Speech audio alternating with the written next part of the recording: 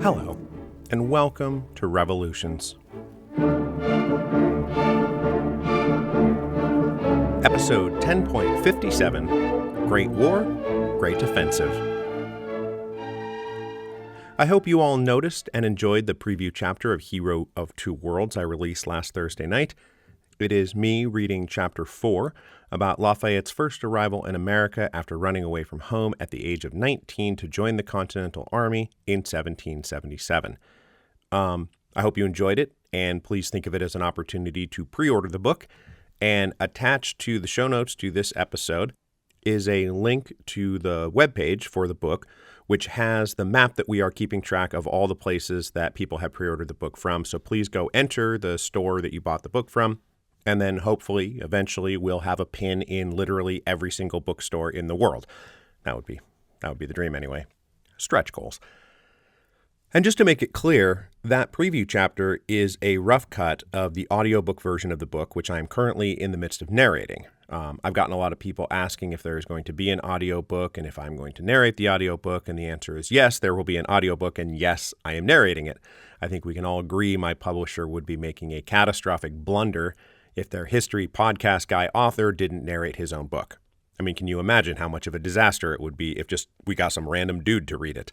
That would be pitchforks and torches time.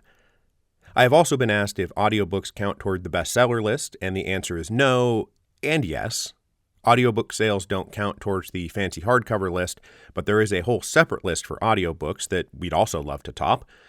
So by all means, if you want to just listen to me read you Hero of Two Worlds like you've always listened to me narrate other historical events, I will happily insert myself into your ears on August 24th when the audiobook simultaneously comes out.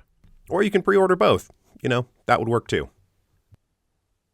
So obviously, we avoided making an obvious catastrophic blunder by not having me read the audiobook, but today we are going to talk about some people who did not avoid making catastrophic blunders. We're talking about the Tsar, his wife, and their advisors. Now, I'm going to pause for just a moment and bask in the glory of that segue. And now we can move on. For Russia, the first year of the Great War was marked by disasters and missed opportunities. It all culminated with the Great Retreat in the spring and early summer of 1915, when they fell way back and had to restabilize the lines much deeper and much closer to home than they had been the year before. And we ended last week with the Tsar responding to this crisis by taking personal command of the army, as if the big problem was that Russia's supreme commander wasn't inexperienced and weak-willed enough. When he departed for the front, the Tsar left behind a precarious political situation. A precarious political situation made more precarious thanks to the conduct of his wife, who now assumed an active role in government. Nicholas practically gave Alexandra carte blanche to mind the shop while he was away. Nicholas trusted Alexandra implicitly, but he was probably the only person in the world who thought she possessed sound judgment. They exchanged letters frequently, and she ran everything by him, but mostly he would write back and say things like, "Oh, yes, I approve," or "Oh, yes, you do what you think is best." These letters from Alexandra invariably say things like, "So I was talking to Rasputin, and he recommends," because Rasputin was now more than ever her emotional rock.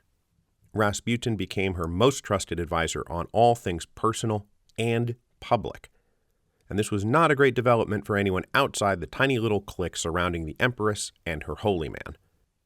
We've got the huge growing network of zemstvas organized under the National Zemstva Union, headed by Prince Lvov, the progressive bloc inside the Duma, organized and led by Pavel Milyakov, all the business leaders who were outside the close-knit network of well-connected cronies in Petrograd who were getting all the government contracts.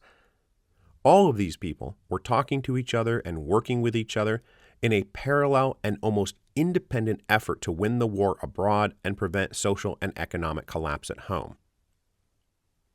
They found themselves constantly stymied by the incompetent and hostility of the present government. Even in the midst of the Great Retreat, ministers obstructed and sabotaged the work of Prince Lvov and the Zemstva Union. Inside the halls of the imperial palaces, the Zemstva Union was not treated as a patriotic, competent pillar of the war effort, but as a dangerous exercise in liberal constitutionalism.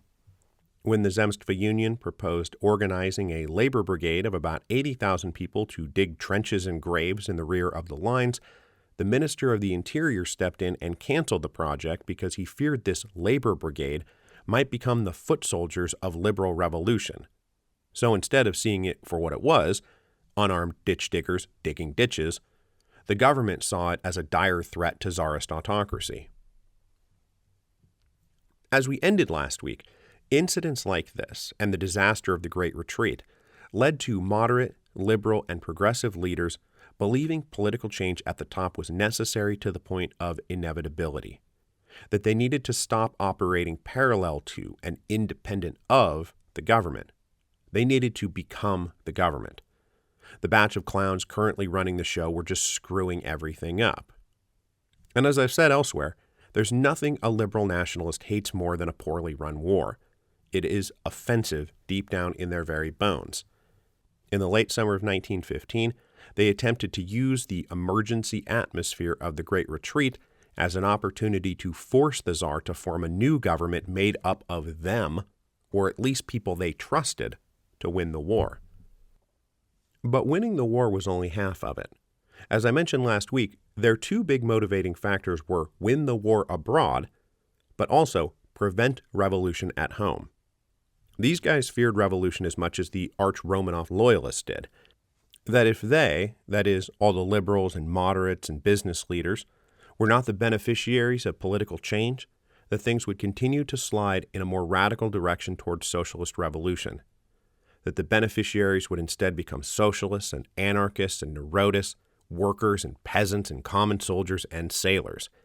And we can't have that now, can we?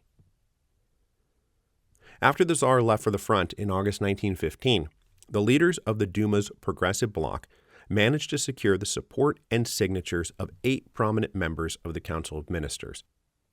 They drafted a declaration on August 28th recommending the Tsar work with the Duma, and this incident is somewhat melodramatically dubbed the Revolt of the Ministers. It wasn't really a revolt by the ministers, but it won't surprise you to learn that's how Empress Alexandra saw it. She saw in this movement not the answer to Russia's problems, but a threat to everything she held dear. These people were trying to bully her husband and push him off his God-given throne. Nicholas himself was more than willing to go along with Alexandra's framing of this as an attempt to undermine his authority and reduce him to being a mere figurehead. The irony of all this is that both sides believed they were doing what was necessary to prevent domestic revolution. In the wake of the frustrating humiliations of 1905, Nicholas personally concluded that his biggest mistake had been giving in to the reformists at all, that once he started giving reform an inch, revolution tried to take a mile. His read on what happened was that as soon as he re-embraced autocracy and started undoing and undermining the promises of 1905, things got much better for him. Meanwhile, the moderate and liberal and progressive leaders pushing for him to work with the progressive bloc and form a new government also believed they were trying to avoid revolution, that if the Tsar didn't accept them, the war would be lost, which would inevitably lead to massive social upheaval. Now, Nicholas believed he was personally the dam holding back revolution, and these liberal civic leaders also believed they were the dam personally holding back revolution. So the Tsar's response to this little revolt of the ministers, which was just them recommending he work with the Duma, was to suspend the Duma on September the 2nd, 1915, and reaffirm his commitment to his present government. The closure of the Duma sparked a 2-day strike in Petrograd, which seemed to confirm to Nicholas that he was right and these Duma leaders were trying to stage a revolution, and also seemed to confirm that the Duma leaders were right, and that unless the Tsar embraced them, Russia was going to explode.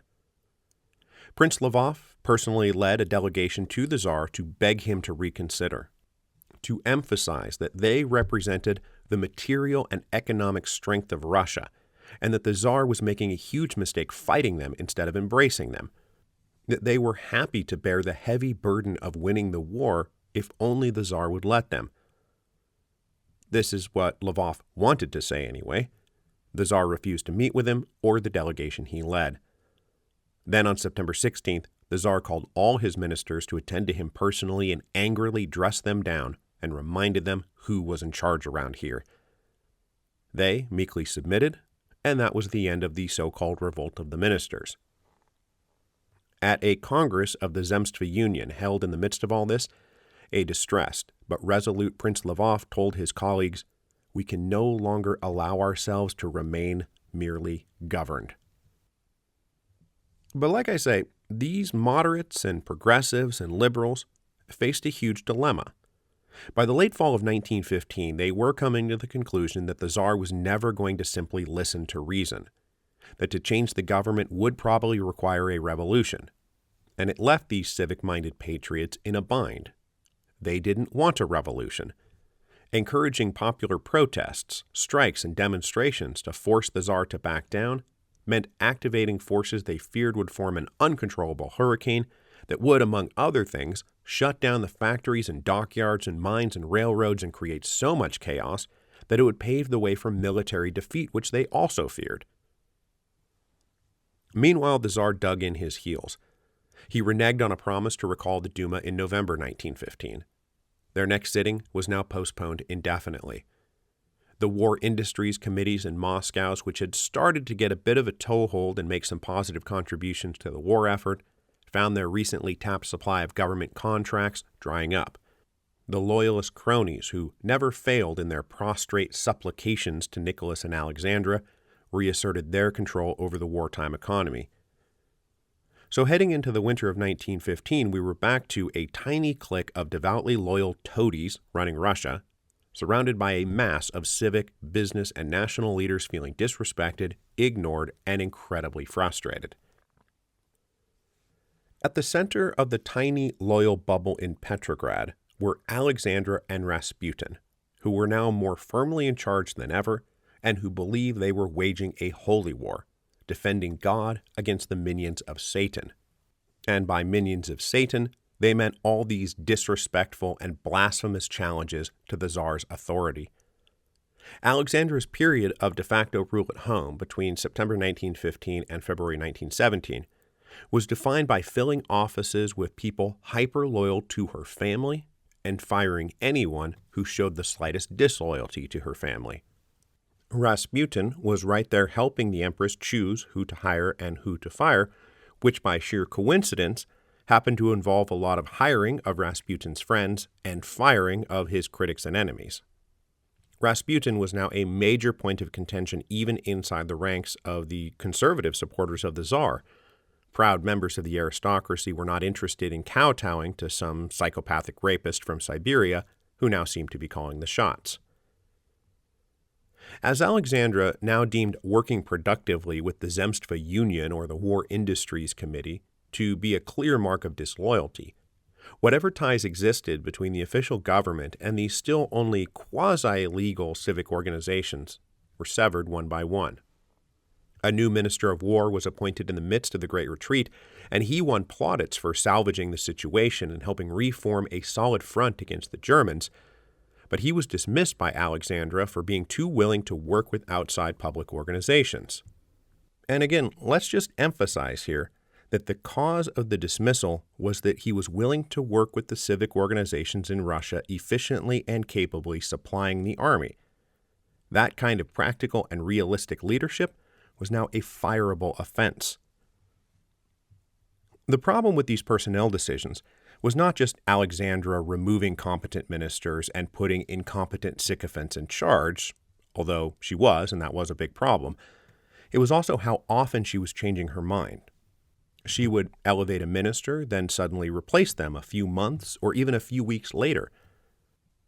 In A People's Tragedy, which is probably the best single-volume take on the Russian Revolution currently available in English, Orlando Figes points out that during this period between September 1915 and February 1917, there were 4 prime ministers, 3 ministers of war, 3 ministers of transportation, and 4 ministers of agriculture.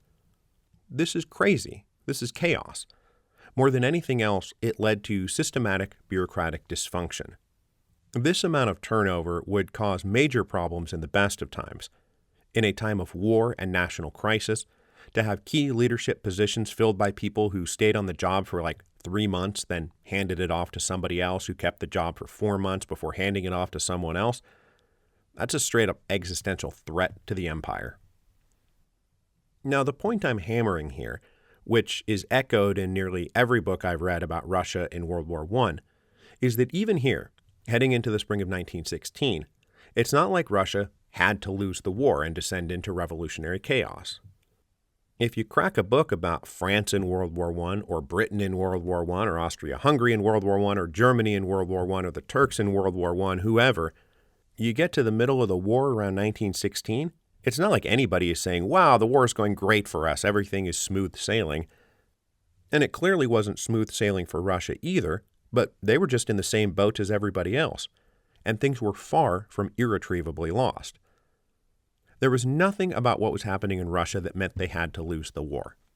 And this was demonstrated quite ably by General Alexei Brusilov in the spring of 1916.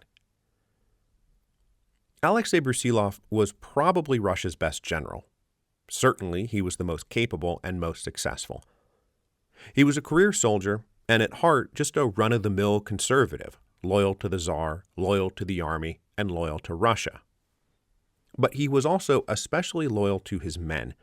He was one of the few generals in the service who engendered real positive love from his troops, because he worked tirelessly to keep them fed and supplied. Brusilov was only too happy and ready to work productively with Zemstva leaders and all these other organizations I've been talking about to make sure the supply trains kept running, which of course made him a bit suspect in the Romanovs' eyes, but his track record and results were undeniable. He served down in the Southwestern Front against Austria-Hungary and had been a critical cog in the successful invasion of Galicia in the first year of the war. He was the one who pushed up through the Carpathian Mountains and would have plunged down into the Hungarian plain but for want of food, arms, boots, and reinforcements. And after 2 years of successfully leading his army, in the early spring of 1916, he was promoted to become the overall front commander down in the southwest. So as I just said, even though Russia wasn't doing so hot in 1916, nobody was doing so hot in 1916. And when Brusilov took over as front commander, he pitched headquarters on the idea of staging a general offensive. He had studied the course of the war and concluded that the big mistake they kept making was concentrating all their forces on a single point in the enemy line when they wanted to go on the attack. It made sense. You want to break through a line, you throw everything you've got at that single point, right? But it kept not working.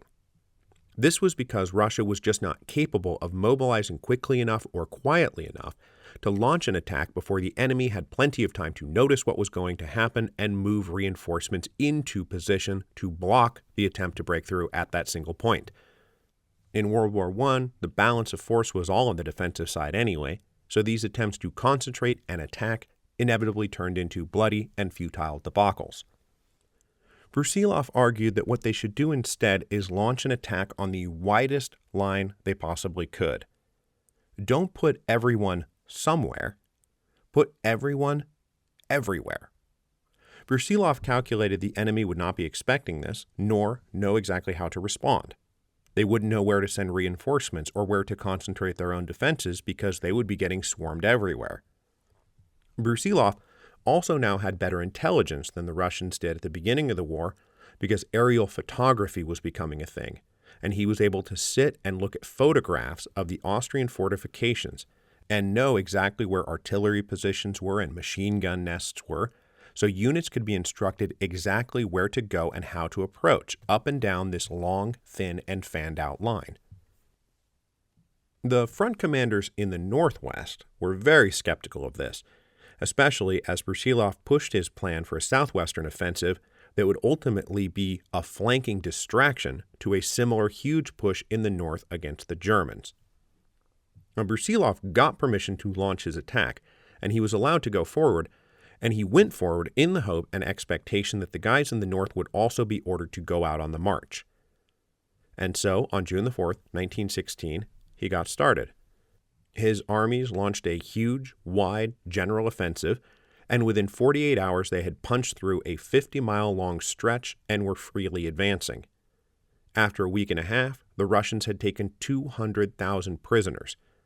It sent the Austro-Hungarians into complete panic, and they thought maybe this is it, we're going to have to sue for peace. As Brusilov conducted this incredibly successful offensive, what we now call creatively the Brusilov Offensive, he made headlines all over the world. But unfortunately, the commanders in the north refused to budge. And as they were all friends of the Tsar and indulged by the Tsar, when they said, we don't really want to do it, he said, okay, don't do it. Plus, Nicholas had Alexandra in his ear, saying things like, oh, Rasputin was praying the other night, and he says there's bad vibes around an offensive against Germany, so don't do it. And without any pressure in the north against the Germans were able to send reinforcements down south and save the Austro-Hungarian line and halt the Brusilov offensive, snatching stalemate from the jaws of initiative. But it was still a huge success story. After 8 weeks of fighting through July 1916, Brusilov's armies captured 425,000 prisoners and were deep back inside Galicia. They forced the Central Powers to move troops from the Western Front, which took a considerable amount of pressure off of France and Italy. It also induced the Romanians to join the war and open yet another front against the Central Powers. Brusilov was now something of a national hero and an international celebrity, and all the Allied countries were like, damn man, good work. This is all proof that Russia was not inevitably doomed by circumstance to lose the war. And so we're going to go back to the Tsar and his advisors being the authors of their own downfall, because their response to Brusilov's victories was to actually limit the amount of public praise and press coverage of his victories in Russia, because it might make Brusilov more popular than the Tsar. This is what they were focused on. By the fall of 1916, even an entirely conventional conservative monarch like Brusilov would only shake his head with frustration and say, Russia could not win the war with its present system of government. Now it occurs to me that this is essentially where we left things off last week, an array of political, economic, and military leaders concluding that the biggest obstacle to winning the war was the Romanovs. Now last time they drew this conclusion after a great retreat. This time it is after a great offensive.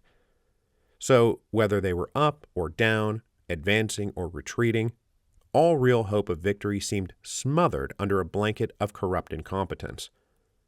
The Tsar was off in a dreamland playing commander general. Alexandra and Rasputin ruled Petrograd about as badly as you could imagine. The war was becoming endless. Demoralization, unrest, and frustration sank deeper and deeper into every social class. And the fixation of all that deep and bitter frustration was the Romanovs. So where does that leave us? It leaves us in the fall of 1916, with everyone beginning to roll downhill towards the February Revolution of 1917, now just a few months away. And next time, we are going to get that ball rolling. Now, I am taking next week off, which is a pre-scheduled break. It's not another medical emergency, I promise. But we will come back in 2 weeks for the beginning of the Revolution of 1917.